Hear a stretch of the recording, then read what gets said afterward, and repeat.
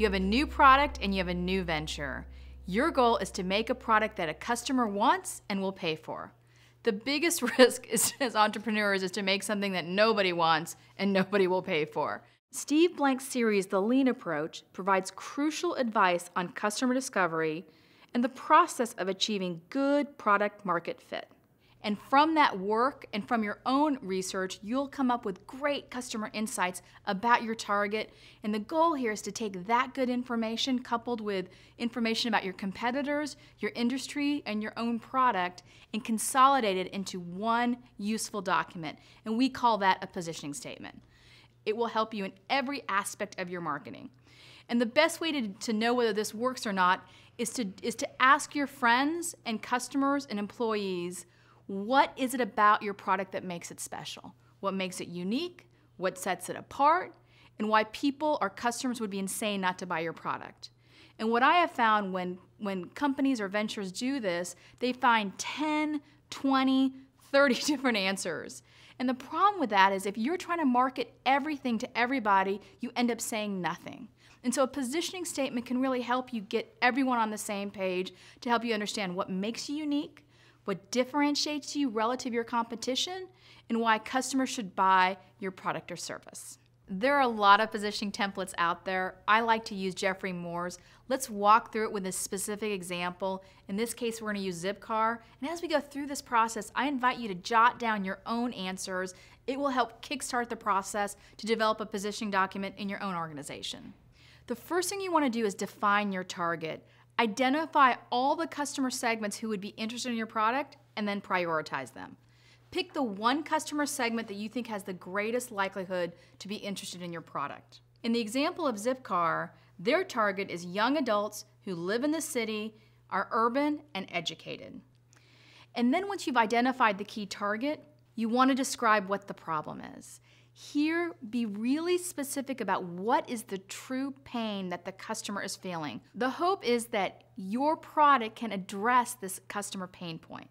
The problem that Zipcar identified is that customers need transportation, but they don't want to own a car, or in some cases, they just can't afford it. Many of these customers are also concerned about the environment, and they want to reduce their carbon footprint. Once you've identified the target and the problem, then you want to state what your product does. In the case of Zipcar, it's a car sharing service. After you've stated what the product is, you want to outline what makes your product different and better. What is the secret sauce? Identify the breakthrough capability. Are you faster, cheaper, better, more effective, more efficient? Describe that in a way that makes sense to the customer. In the case of Zipcar, their breakthrough capability is they let you save money and reduce your carbon footprint. And then you want to compare what that is relative to the competition. So who is your competition? In the case of Zipcar, the competition was car owners who had one driver per car.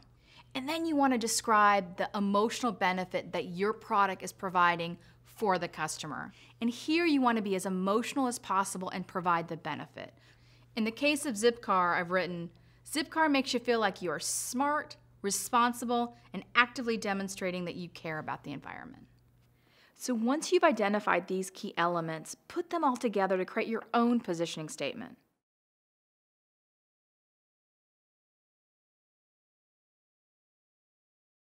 So putting a positioning statement together can be really challenging even for the most advanced marketer. Let me give you a few ideas that'll hopefully make it easier. First, enlist the support of your team. I promise you they will come up with ideas that you hadn't even thought about. Second, do a very simple but quick exercise that I've actually used for many entrepreneurs as well as big brands, and it always helps get the juices flowing in terms of filling out the document. So just make a quick chart, and on the top row, identify all the customer needs that your product is actually solving. So let's say we're bringing to market a snack geared toward children. So the core needs for the mom who's actually buying that product would be things like, we want to make sure it's healthy, it's not messy, it's convenient, and oh, by the way, it should taste good. So once you've identified those customer needs, look at your product and simply put an X across any need that your product is addressing, and then describe how specifically your product is helping solve that customer problem. And then once you've done that, do that for every one of your major competitors. And you will find through this process you have a lot of information to use that will help go into your positioning statement. Ultimately, the true litmus test of a great positioning document is that it's clear, easy to understand, and it describes your mojo, your special sauce, what makes you unique and relevant to your customer, and how you're better and different than your competition. And if you do that, if you take the time to put this document together, I promise you, you will use it in every aspect of your marketing strategy. And ultimately, that is how you're going to win in the marketplace.